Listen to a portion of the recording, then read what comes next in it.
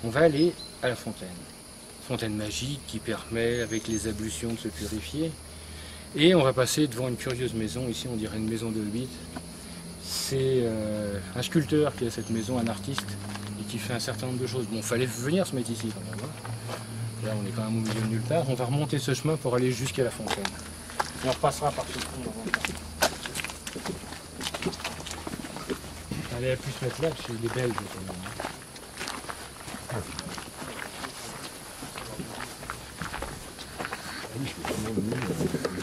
Ah là, il fait des trucs organiques, hein. Vous voyez le lampadaire qui monte une lumière.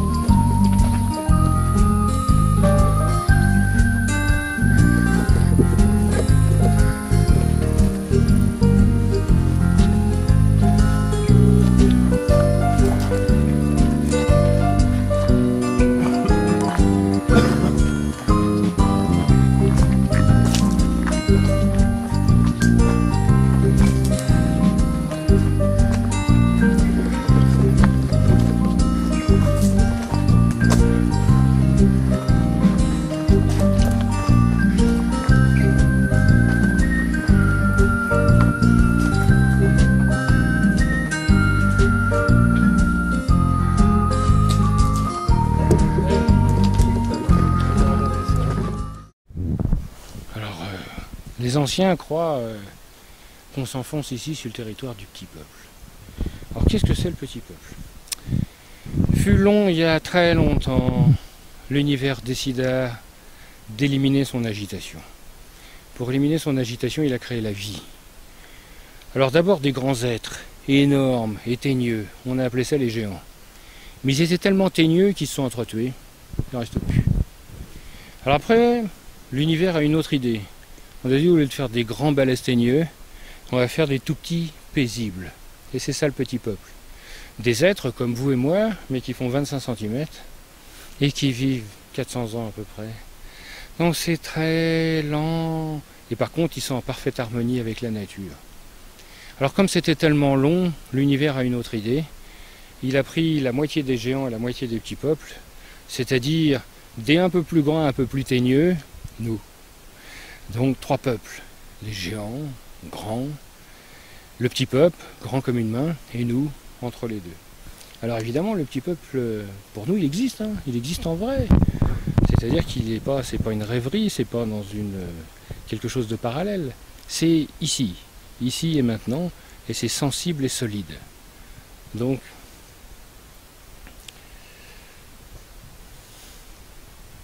voilà, donc on pourrait imaginer qu'ils se nourrissent, qu'ils respirent, qu'ils font la cuisine. Alors il y a plein de légendes, plein d'histoires sur ce petit peuple. Celle que je préfère, c'est qu'il n'y a pas de verrou à la porte des toilettes. Alors pourquoi il n'y a pas de verrou? Parce qu'il y a tout un répertoire de chansons de toilette. Et quand on entend chanter, ça veut dire que c'est occupé. Alors vous voyez, c'est assez romantique. Alors ce petit peuple, il est très proche de la nature évidemment, parce que lui, il s'en est jamais coupé. Il fut un temps où on était aussi proche qu'eux, et on a commercé avec le petit peuple. Et il y a plein de pays et plein de cultures où le petit peuple est complètement normal. En Islande par exemple, eh bien, le ministère des Transports a déplacé une autoroute parce que ça passait sur le territoire du petit peuple. Alors vous imaginez quand même, ça coûte de l'argent, il faut le faire, hein. Donc ça veut dire que pour eux c'est une certitude, ça fait pas l'ombre d'un doute.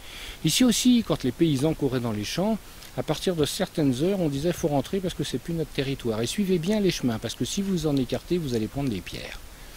Alors est-ce que le petit peuple existe toujours aujourd'hui? Pour moi, ça fait pas l'ombre d'un doute. On trouve quelquefois des petits chemins curieux, des petits foyers. On retire les feuilles et on voit des foyers qui sont grands comme ça avec des petites réserves de bûches sur le côté.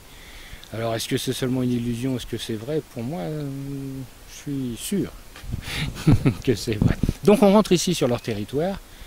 On va aller un peu plus loin et on va aller jusqu'à la fontaine qui est à quelques centaines de mètres ici. Et peut-être que les oiseaux qu'on entend ici, c'est pas des oiseaux, mais c'est peut-être le petit peuple qui est en train de prévenir tout le monde qu'on arrive. Je sais pas.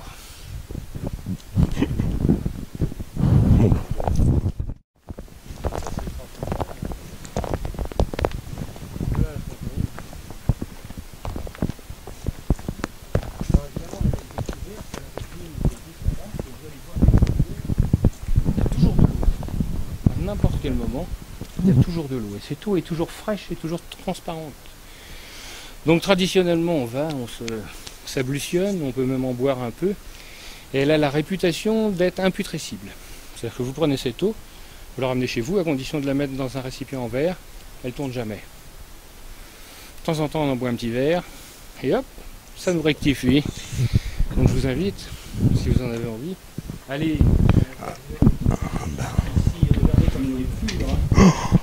Incroyable. Elle est transparente, mais tu vas pas voir grand chose malheureusement. Mais...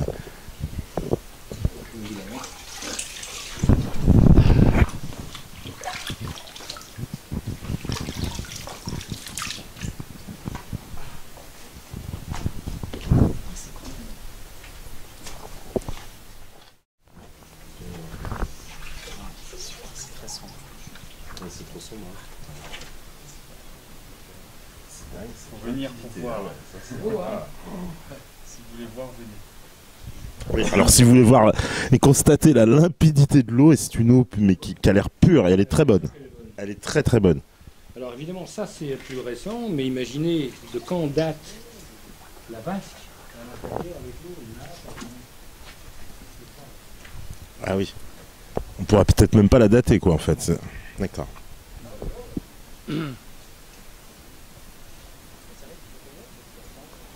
Ah bah ouais.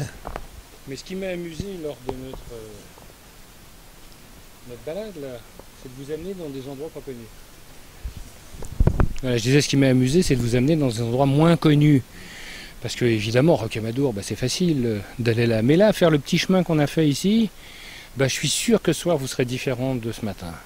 Et surtout, n'oubliez pas tout ce qu'on a fait, hein, puisque on a commencé très loin, on a commencé au Dolmen, on est arrivé ici par la vallée, on est arrivé par le haut, on a traversé toute la ville, on est descendu à fond de vallée, on est arrivé jusqu'à la fontaine et maintenant on va retourner dans la ville par un autre chemin.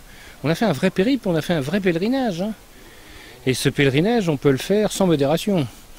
C'est-à-dire autant de fois que vous voulez, rester autant de temps que vous voulez à différents endroits, venir ici dans cette fontaine, goûter l'eau ici à chaque seconde, y rester. Hein. Comme quand on était sur le pont, vous pouvez y rester 1 heure si vous avez envie. Nous, évidemment, on est dans un périple.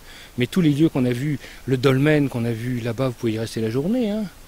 Vous restez un moment, paisiblement, vous écoutez ce qui se passe. Chaque étape qu'on a fait, évidemment, peut s'inscrire dans notre propre pèlerinage. Et peut s'inscrire soit des gens qui cherchent quelque chose, soit des gens qui cherchent juste la paix. J'ai passé un mauvais moment, j'ai eu beaucoup de stress, j'arrive ici, je fais ce périple, vous allez voir, je vous en garantis tous les bienfaits. Et en terminant, vous récupérez de l'eau dans une bouteille en verre, vous ramenez ça chez vous, puis quand vous avez un petit coup de blues de temps en temps chez vous, hop, un petit verre de cette eau, et vous allez voir, vous allez vous retrouver dans les mêmes conditions à cette fontaine. On a dû amener une bouteille en verre. Il est encore temps, hein, il sera encore temps d'y revenir. Hein. Voilà. C'est vert. Mais après, vous pouvez redescendre. Oui, vous pouvez redescendre quand vous voulez. Hein. Maintenant, vous savez où c'est. Il suffit de descendre à fond de vallée ici en voiture. Vous garez juste là, montez ici avec des bouteilles, puis en récupérez. Hein. Donc après, c'est bien de faire le périple qu'on a fait aussi. Hein. La région manquait d'eau, et malgré ça, il y a toujours de l'eau Ouais. dans cette fontaine. Ouais. Et ce qui est très intéressant, c'est que c'est pas une résurgence. C'est-à-dire qu'elle vient pas dessous, mais elle vient dessus. C'est-à-dire que c'est l'eau qui filtre à travers la falaise que vous avez vue qui est en haut. Donc ça veut dire qu'elle est hyper chargée en minéraux, qui est intéressant, mais elle est hyper filtrée aussi. Excessivement pure. Donc celle-là, vous pouvez la boire. Hein. Il y a des centaines de personnes que j'ai amenées dans de nombreuses années qu'on a bu. Tout le monde va bien. Quoi, hein. Personne n'a été malade, donc tout va bien avec cette eau. Alors maintenant qu'on a fait notre chemin, qu'on a fait nos ablutions, on va pouvoir remonter.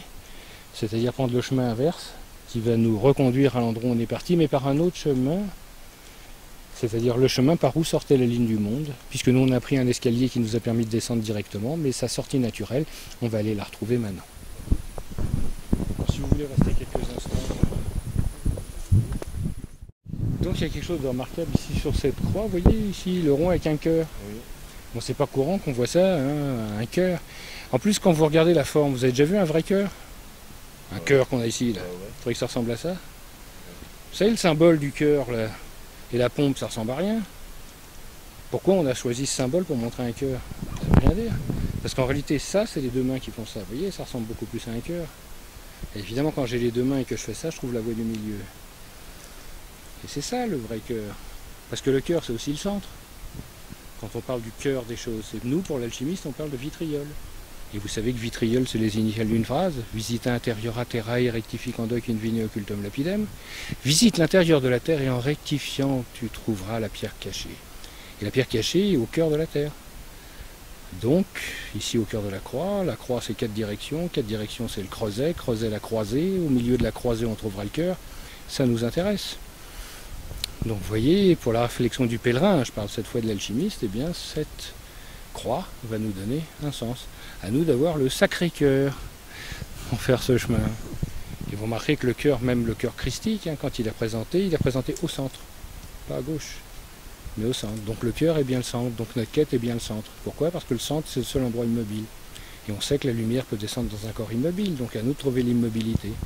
4 directions ne suffisent pas pour trouver l'immobilité. Ça peut se bouger, il faut une 5e. Donc la quintessence. 5 directions permettront de trouver le cœur et pas 4. C'est pour ça que ce que je vous dis n'a aucun sens, puisqu'on cherche l'essence et pas le sens. On va pouvoir continuer notre chemin. Mais je veux dire, on voit vraiment ici qu'on a une frontière, quoi. On a vraiment toute la partie qui était intéressante pour nous, hein, où il n'y avait vraiment personne, où c'était vraiment très dans l'esprit, très spirituel. Puis là, on va rentrer dans la ville vulgaire. Enfin, vulgaire, c'est au sens pas sacré. Donc on va retrouver les vendeurs de saucisses et vous allez voir l'ambiance, dès qu'on va mettre le pied dedans, pouf, on va avoir vraiment cette sensation d'agitation, alors que jusqu'à maintenant on était plutôt dans quelque chose de paisible. Et vous pouvez constater quelque chose, c'est qu'on n'a pas la moindre idée du temps qu'on a passé. On ne mesurait plus le temps, on était vraiment dans autre chose. Là maintenant on va revenir dans le temps qui passe.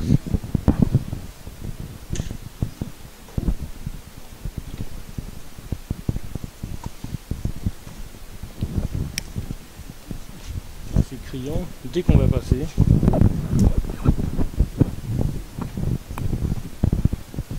Vous voyez, instantanément, tout, voilà, l'odeur, l'ambiance, les bruits,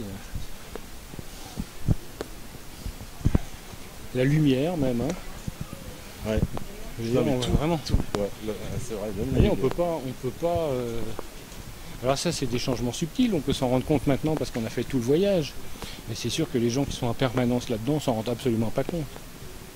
Nous, on s'en rend compte parce qu'on a vu toutes les tonalités. Alors il faut savoir que normalement, nous ne remonterait pas dans la ville puisqu'on est des pèlerins. C'est-à-dire qu'on a fait le chemin qu'on a fait. Et une fois qu'on était en bas, on s'arrose avec la fontaine et on part à Saint-Jacques. C'est-à-dire qu'on prend l'étape suivante, ce qu'on n'a pas fait là. Maintenant, nous, on va remonter l'escalier.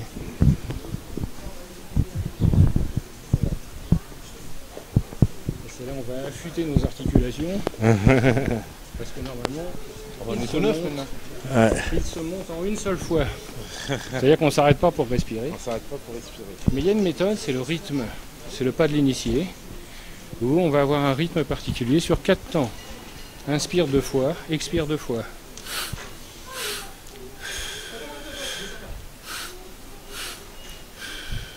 Et si on fait ça, on va arriver en haut avec 0 fatigue. Alors évidemment, le mouvement qu'on va faire va être un mouvement oscillant qui va respecter ce rythme.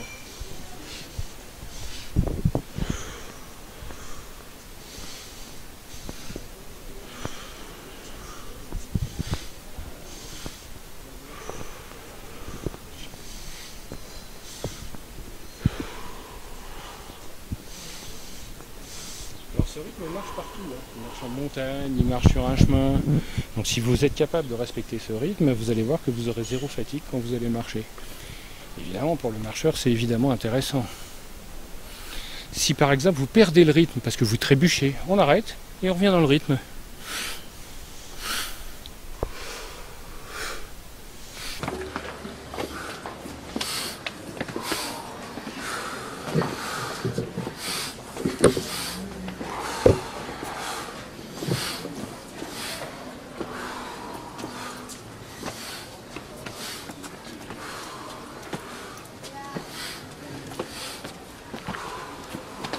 va s'arrêter sur le palier pour que vous puissiez déjà avoir un point de vue de sentir.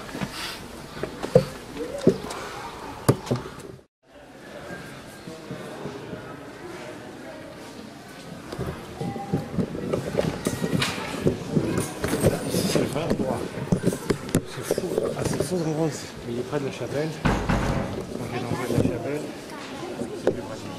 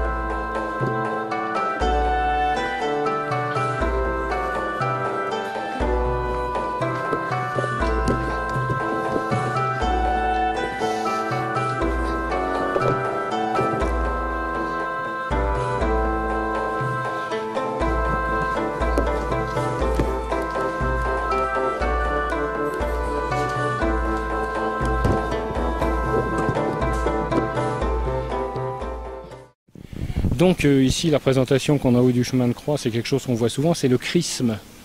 Donc le XP. Et c'est les lettres en grec qui font creux. Donc évidemment le début du Christ. Donc c'est pour ça qu'on a ça. Et après en dessous on a les lettres grecques alpha et oméga.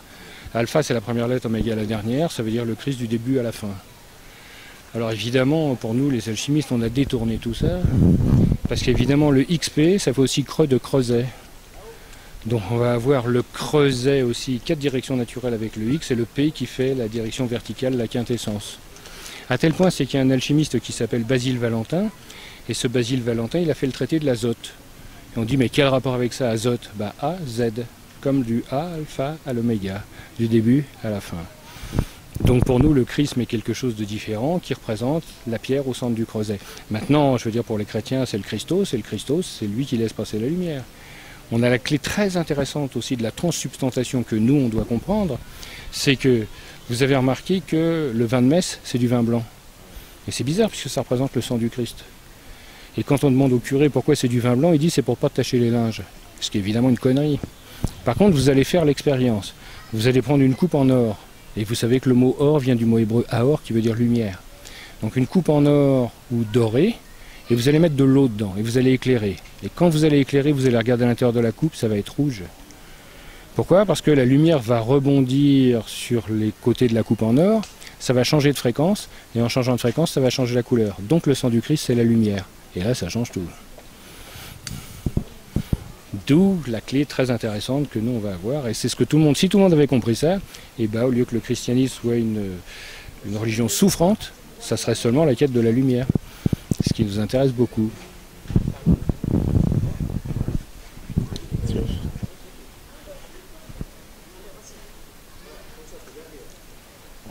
Donc on va pouvoir remonter. D'un seul tenant. Allez, allez, les vrais pèlerins. 14, je crois, c'est ça. C'est ça. 14 stations.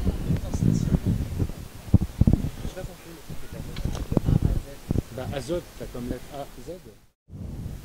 Alors voilà, là on se retrouve devant une grotte. On voit au loin en fait la scène, j'imagine, de Saint-Amadou hein, qui est récupérée. Alors c'est quoi? C'est Christ. Donc, ah oui, on rigole pas avec ça ici. Donc, Saint-Amadou, on n'en sait rien du tout puisqu'on l'a trouvé après.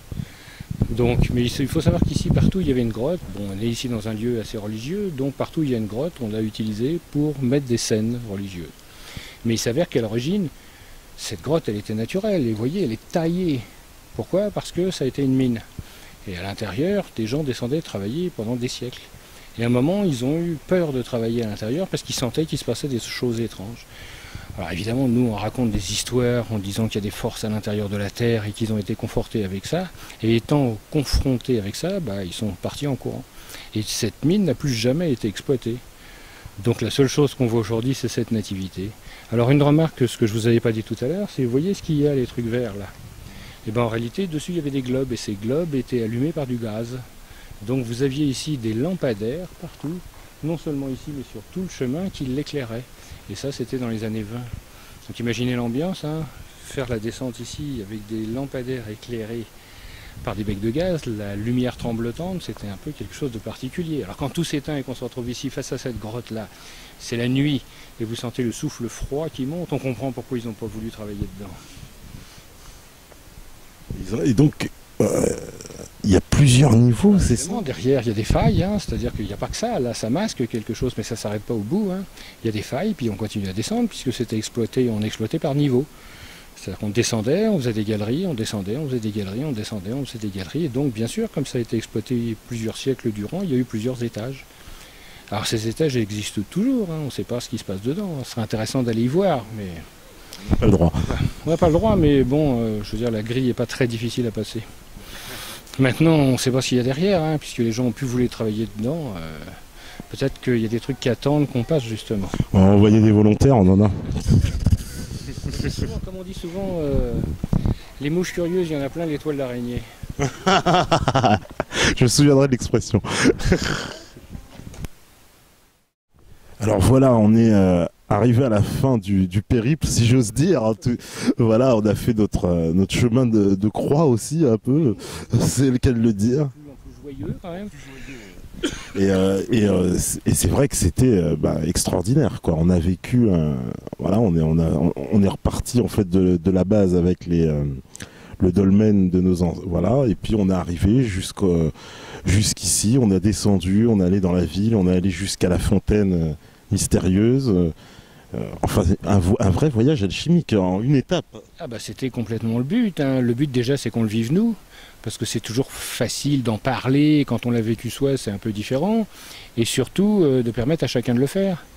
L'idée dans ce genre de choses-là, c'est de semer un petit peu des petits cailloux, et de se dire, bah, quand les gens vont venir ici, ce qu'ils ont pu repérer, ils vont le faire, puis au moins, ils vont regarder, quoi.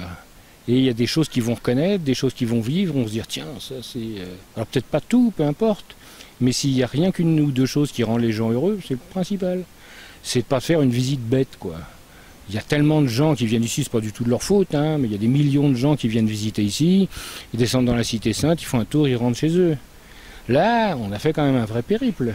Et surtout, on voit que ce périple, il commence pas dans la ville, il commence loin de la ville. C'est normal parce qu'on est des pèlerins, on vient à pied ici, donc on a fait un certain chemin, on peut pas arriver comme ça tout de suite à l'endroit qui fonctionne alors qu'on n'est pas prêt. Et là, on a eu le loisir et le plaisir de retirer des pots progressivement, pour pouvoir avoir tous les bienfaits. Et on les a eus, on est passé à travers un certain nombre de filtres. On a vu des moments où c'était plutôt lourd, où c'était plutôt, et pas toujours aux endroits où on l'attendait. Souvenez-vous quand on allait voir la chapelle de la Vierge Noire, on peut imaginer c'est une chapelle de la Vierge, ça va être cool à l'intérieur et tout. Pas du tout. Tous les gens viennent déposer ici ce qui est le plus lourd, et évidemment si on nettoie pas, ça reste.